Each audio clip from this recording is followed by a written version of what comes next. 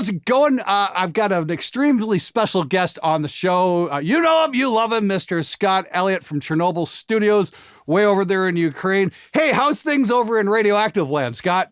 Oh, I haven't grown my third arm yet, but so far so good. Okay, great. Wonderful. So you guys remember Scott, he did that amazing course, Guitar Tone Mastery. I know a bunch of you guys grabbed it. It definitely opened my eyes up in terms of guitar tone. It's one of the very few courses I've taken that I've actually gone through twice and can probably go through a third time just to pick up some more information because there's just so much great stuff jammed into that course. Cool thing is that's now available on Spectre Digital.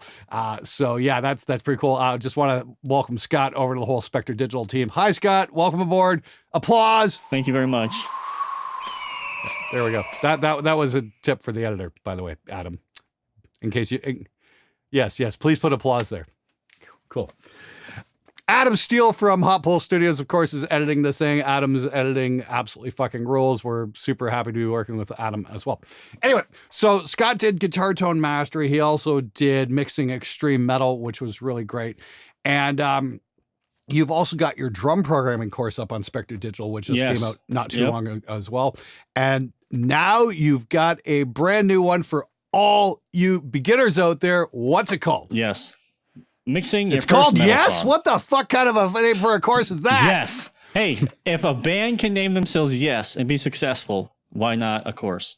Because we want people to know what it's about. That's why. So what's the course called? Mixing your first metal song. Oh, okay, cool. So tell us all about it, Scott. Why should somebody put down their hard-earned cash to buy a course from you when they already know everything because they learned it on YouTube? Right, YouTube. That's a great thing. Well, here's the deal. So you can do the YouTube thing, go for it. But after you've wasted a lot more money and time not being able to put it all together, you're going to come back to something like this resource anyway. Because the frustration, the anger, the depression, all those emotions, you'll get tired of feeling those things. And you'll want to have a helping hand so that you can develop the fundamentals so that you're at least on the right foot moving on to mixing and practicing as the years go by. Okay, I imagine there is some truth to that. I mean, like, I have been through some of your courses before, and you do have a rather interesting way of organizing things and just cutting through the bullshit and getting to the point. So, there might be something there. So, what's it all about? What's the song? What platform are you working with? All that kind of stuff. So the song's Mixing Reaper, but, like mixing is mixing. It's Reaper eccentric, but the song is... So let me go back. So Mixing Extreme Metal was a very complicated, fully multi-track drums, big orchestral arrangement. It's like 120 some odd tracks. And then that's cool now, but you got to start somewhere, right? So this particular song is more simple. It's more like a doomy black type of song. There are no blast beats, crazy double bass, stuff like that. But really, this one is really geared towards people who, like the name implies, are getting their feet wet, getting started doing this. So what does that usually imply? They're at their house, they're just getting started, probably don't have a drummer, probably don't have a bassist. So the song is program drums, program bass, which is a whole different approach that you need to take with mixing extreme metal, which is all this stuff that you have to do before you can even start mixing. Mm-hmm. So like you mentioned, I have a way of organization, which I feel is very key, which is how I'm able to mix quickly and everything is in order, which is what I talk about in this, creating a workflow. What does that even mean? I don't know what Glenn was like when he was first mixing, but I'm sure the first couple mixes was like this until he figured out no, I like my drums here. I like my bass here. And he's done that probably for 20 years. Sure, absolutely. You kind of start with a template and you just build off it and just refine. Yeah, if you're brand new at this kind of thing, having somebody help you lay it out in a logical fashion will definitely save you a lot of grief.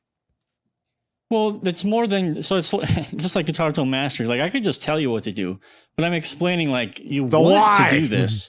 Yeah. Of course, my favorite line of Guitar Tone Mastery was, well, just use your ears, bro. And it's like, where's the why? Why are we doing this? Please explain why the fuck it makes sense to do it like this. That's why I like your teaching methods, because you actually explain the fucking why. Well, it's important to understand, because if you don't know the reason, I could tell you until I'm blue in the face, do this, and you're just going to be curious as a person. It's like, well, you didn't say I can't do it this way. It's like, do whatever you want. But if you want to do it a way where it's not painful, do it this way. Yeah, that makes absolutely perfect sense. Like I said, I love the way how you teach a course. So why don't you show us a little bit of what you got going on here? Take me through this clip here. Explain what's up. Yeah, so this clip is literally what we were just talking about. The clip is I've just brought the tracks into the session, and I'm explaining why I have things set up the way that I do. Cool. Roll the clip, Adam. Now, the next step, obviously, once we figure that out, like we go, yep, all of our tracks are good to go. They look nice. We need to order the tracks. Okay. Now, it just so happens that the way that I ordered the tracks, they're more or less in the sequential order that I would like, meaning that I have decided that my drums are on top, followed by bass guitar, followed by rhythm guitars, followed by lead guitars, vocals, orchestra stuff, and then any effects or sound effects that I end up adding into my session. This is the way that I like to work. And actually, this is sort of reminiscent to how they used to work on the console, where drums would be on your left, and as you move to the right of the board, you would have drums, bass guitars, vocals, and whatever, and so on. The reason for setting up a workflow like this is so that you have, essentially, you start creating muscle memory. So if I'm down here doing something in my vocals and I'm all zoomed in or something, and I hear something in the drums, I don't need to look and try to find my drums. They're up here. All of them are up here. And I also order them the same every single time. It's always kick, snare, toms, spots, overheads, rooms, and whatever else. It's always in the same order. So if I need to do something specifically to the snare, I literally know in every session I'm looking for the second track. Okay? So when you decide how you want to do this, there's no right or wrong way. You can decide wherever you want it to be. Just make sure that you decide that your certain instrument types are going to live somewhere in your DAW, and you make that decision and you do that forever. All right, cool. So you're explaining how things are laid out and whatnot. What's next? What's next, actually? So one thing that I'm really hyping on is the concept of mix balance. Again, what does mix balance mean? What is that? Blah, blah, blah. And that's great, but how do you do it? So in the course, actually, what I've done, on top of mixing the whole thing, start to finish, by the way, there are a couple separate videos that I've done separate that are not part of the actual mixing process. One of them being what's called a static mix, aka learning mix balance. And the whole idea of that is it's an exercise to learn to listen to the instrument so you can get good levels for all your instruments, level balance, mix balance, so you can get a feel and idea of how to put all these elements together. Because if you just jump into EQ and doing stuff right away, if you're not really sure what you're doing with the EQ or why you're EQing it, even if like this guy on YouTube said to do it, but maybe your audio source doesn't need it. Okay. So if you get used to listening to what you have and balancing it with what you have, you're going to be able to make better decisions with your processing later on. All right, that's pretty cool. I mean, we've all got our own rituals when it comes to balancing a mix and that kind of thing. I've got my own system that I've worked out over the years through a lot of trial and error. Let's see how Scott does it. As I'm explaining in the course, mix balance is all about, yes, we need to get all the elements working well together, but really we need to get good at putting things in space and good at getting volume relationships. In static mixing, all it really means is that you're only worried about volume faders and panning. Those are the only two parameters that you're going to use to mix the song. What this is going to force you to do is to listen to the relationships happening between the instruments, okay? So no plugins or anything like that. This is just a static mix exercise.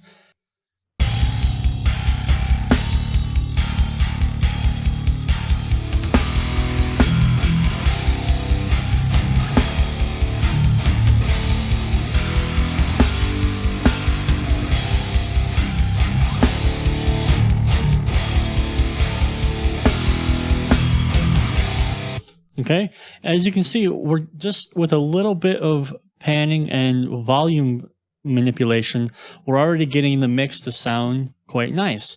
All right. Fading back into my thoughts and mind, I feel my skin begins to melt. It's a circling bill, never ends.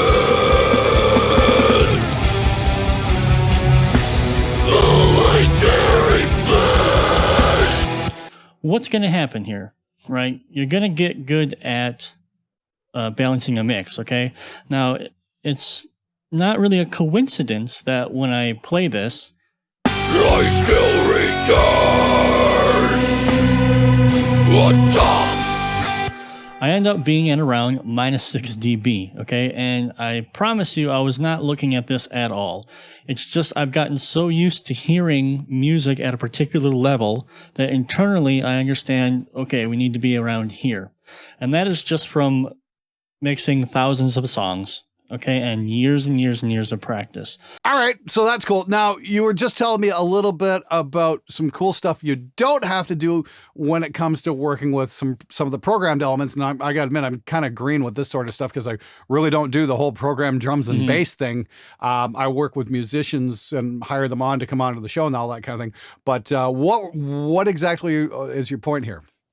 So, program bass and guitars, right? We have a lot of elements that are you don't have to deal with. The bass is all good because it's sampled, and program drums, we don't have to deal with a lot of the problems. So mixing them, it's like your drummer puking on things. Yes. Sure. Or, doing a rim shot and then getting blood all over everything, stuff like that. Oh, The main thing I really want to point out is that there are a lot of things you just don't have to do.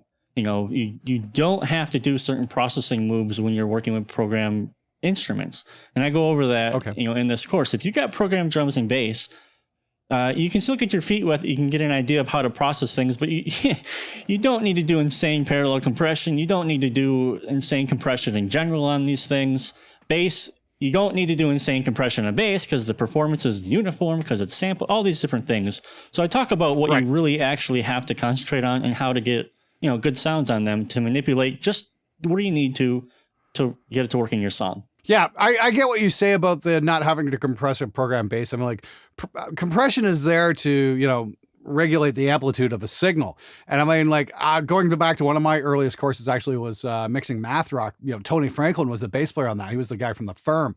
And that was the easiest bass track I've ever had to mix in my life. Just put up the fader. That was it. The guy is so good, but I mean, like, for mere mortals, a little compression goes a long way. But again, if you have a program bass and it's all the same level, you're not going to need to compress that. You're just not going to make it sound better. That's for sure. The cool thing is you can actually focus on being creative, what you need to do to get the bass to pop or do what you really want to do. So you can do more mixing practice, as it were, instead of, oh my God, I have the super dynamic bass guitar. What do I do with this? And speaking about dynamics, actually, this song has a lot of vocals. There are a lot of vocals, a lot of auxiliary vocals and background vocals and stuff. I do have a particular way of working with vocals that I think people will find pretty easy. Because vocals are very dynamic, right? You got the dude, maybe he recorded the vocals on different days, different lengths from the microphone. So I do sort of like what this, I guess it's called clip gain automation. I really don't know exactly what it's called, but I like to uniform my vocals, as it were, before it goes into the compressor. Now I talk a lot more about how I do that in the course. For me personally, it's just way easier than automating compressor settings. Okay. And stuff like that. And I just find it to be more simple. So I threw that in there. So there's lots of vocals. You guys are going to have a good time with that. Right on. Okay, so you've got one more clip for us. Tell us all about this. What part of this lesson is this we're looking at? So actually, this is a bit of a combination of different parts. We'll talk a little bit about different aspects of where I am in the mix and things that I'm talking about. So I'm taking some things in context of what I'm doing in specific aspects. So you can see, like, I'm not just, here you go, guys. I mean, I'm talking very specifically about how to mix and what you should do and why you should do it. Let's roll the clip, Adam. We can work on the kick drum, but it's not really a good place to start. Okay, we don't have an overall idea of what our drums are doing and what things sound like. Okay, so I highly recommend that when you start with drums, you work from the outside in. In other words, start with the overheads, right? Because we haven't completely, we can't actually like just brick wall this information out here in the center. We've gotten rid of it, but these two cross over each other, right? They cross over each other, and we kind of do a mid dip, okay, with having these both together. Let's continue forward a little bit.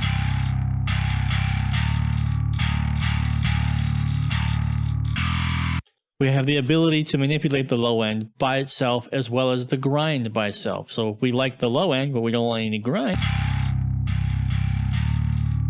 there we go. We can do that. Okay. All right. So when you load a third-party cab IR, the first thing you need to do is you need to disable the cab in whatever software you're using. Just make a note. Go, okay, I loaded the IR loader. Let's disable the cab. Just disable it. I'll show you what it sounds like if you don't do this. All right.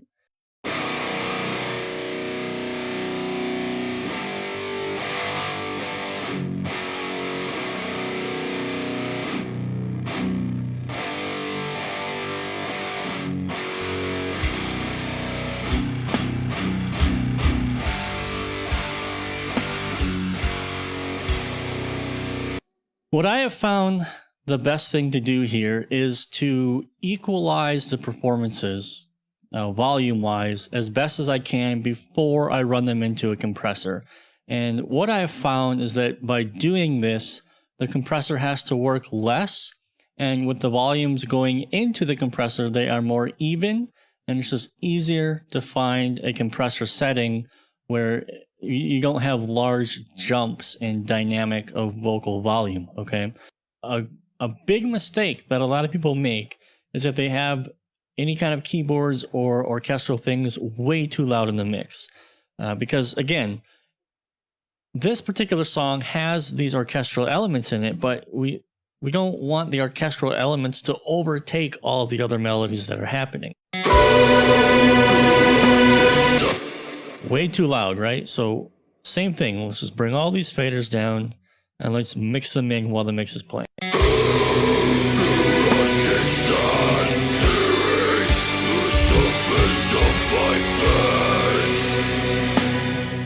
And we're back. Now, I want to stress something here. Scott just brought this up to me, is that this isn't just for dead-on beginners as well. This is also for like the intermediate level, correct? Yeah, absolutely. Because in intermediate, we're still a bit shaky with compressors. Jesus, I am sometimes. I don't know who. I mean, pointing the finger at me. 27 years in, I still kind of scratch my head. Did I get that right? Yeah, don't worry, man. So it's a real great refresher on just the fundamentals of mixing, and it's a controlled environment. You get all the stems. By the way, you get all the stems. It's all for you. You can all that good stuff, and it's just a great way to refresh on stuff. And for all you Reaper guys out there, you get the Reaper project as well, do you not?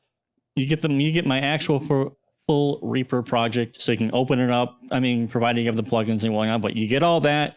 You also get all the sessions set up, ready to start mixing for Reaper, Cubase, Cakewalk, Studio One, and what am I forgetting? Logic. Oh, right on. Cool. Notice Pro Tools is absent, but but you do get you do get all the files, right? So you can drop it into Pro Tools if you so want it. Okay, great. Yep.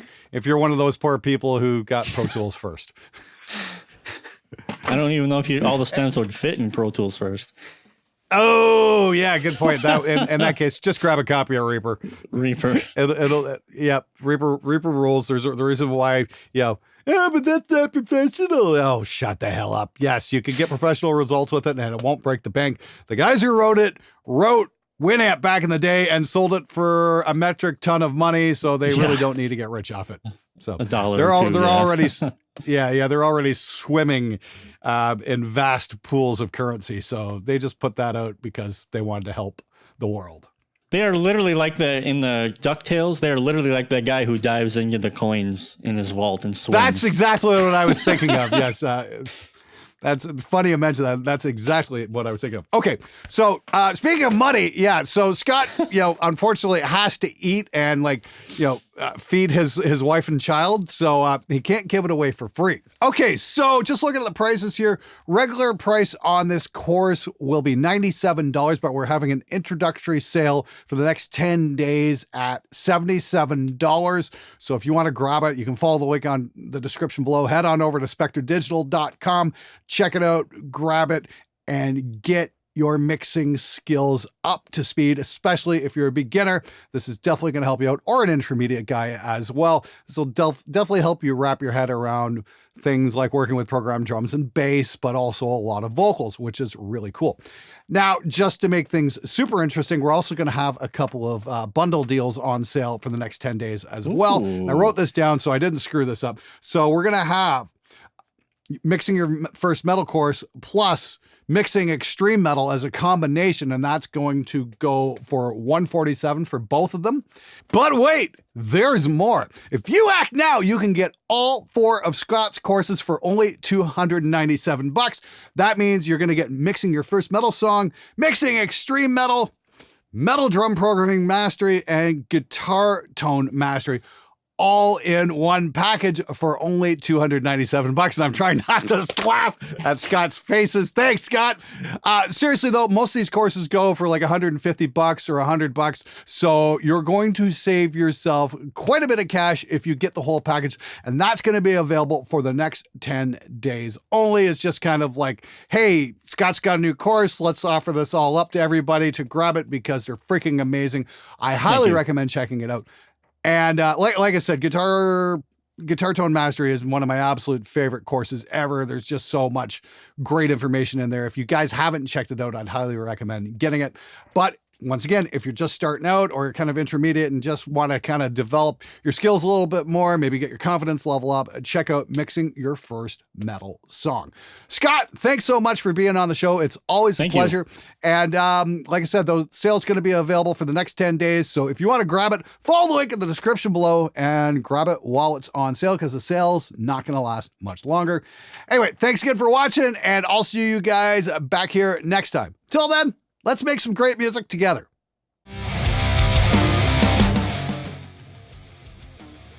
Roll the clip, Adam. Don't say it the second time. It's not nearly as fun. I feel like I'm, the fucking sham wow guy right now. But wait, it's a slap there's chat. It more. works great. But wait. Yeah, let's do that. That's mixing your first metal track, mixing extreme metal, metal drum programming mastery, and guitar tone mastery.